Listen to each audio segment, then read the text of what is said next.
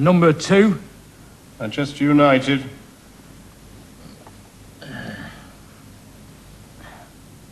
And number 1. Will play Crystal Palace.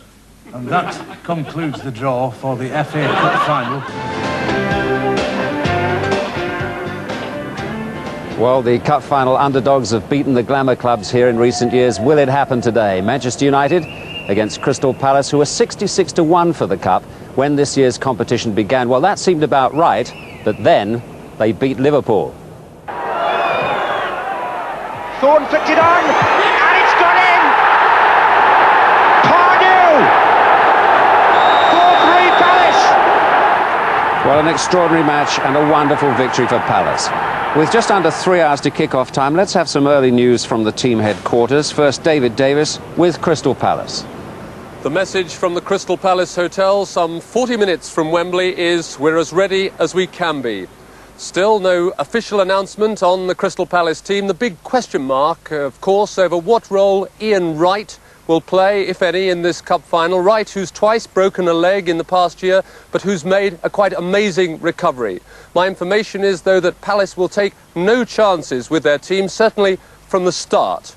Wright was up early this morning, along with fullback Richard Shaw and John Salako, who may well begin the game. Ian Wright remains highly optimistic, though, about the big occasion.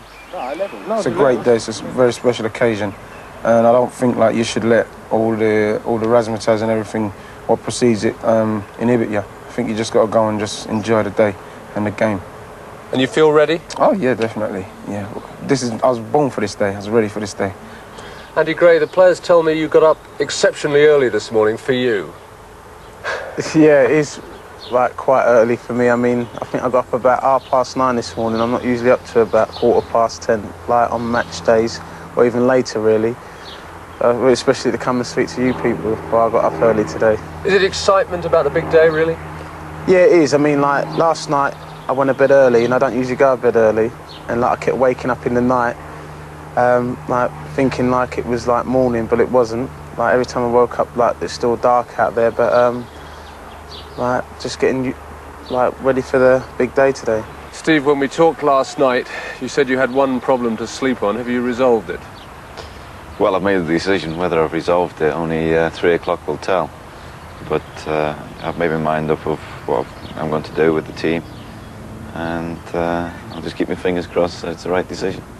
No doubt about it, Crystal Palace are ready anyway. I'm not making any excuses. We are ready. We've got the same preparation as Man United.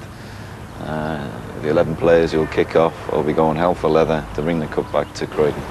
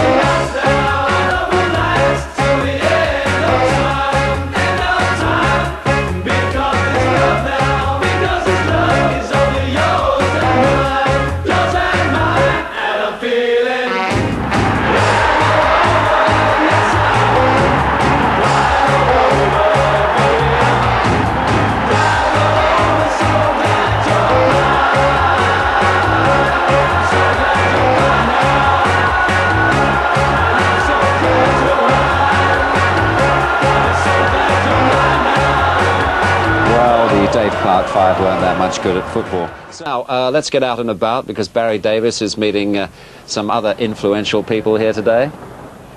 Barry. Are they going to win, Bob? I hope so. I hope so. We've had a tricky year, but a lot of fans have come down, and we want to do something just to finish off the season nicely for them. I hope that we can win. We've got the players. If we play well, we should win.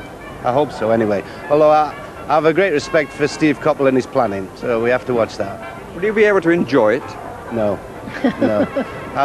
I thought at the beginning of the week, well, I can't really get built up to this because I've been very busy.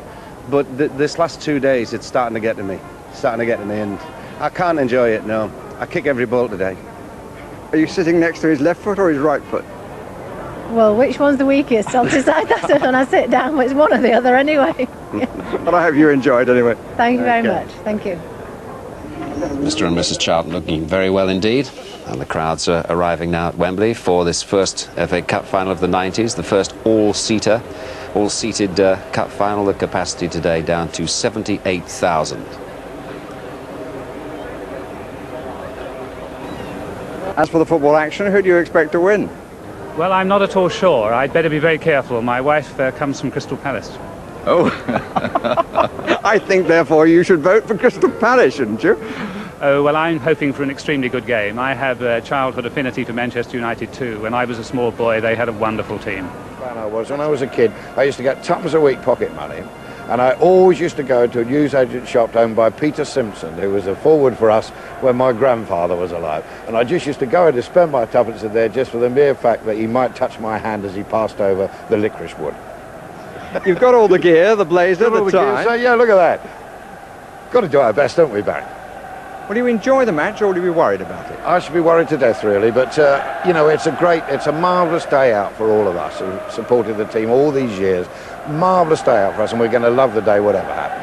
Now, down in the dressing room, Stevie Coppell might a little later want something to lift the boys. Give them a good line. Well, what he's got to do is, all he's got to do is play like they did at Wimbledon in the last game of the season. They jumped all over him, but that's what we want this afternoon. Roy, enjoy it. Thanks very much, Barry. Meantime, Crystal Palace are setting forth for Wembley on their historic first trip here from their headquarters. Here are the boys, smartly turned out, new suits all, double-breasted, as you can see. And Can you give us a cheer for the local paper? No. The big question is whether Mr. Ian Wright will start the match for Palace today. Team photograph before they board the bus. Manchester United are already underway. Steve Coppell, we've got one or two problems with our heli-telly.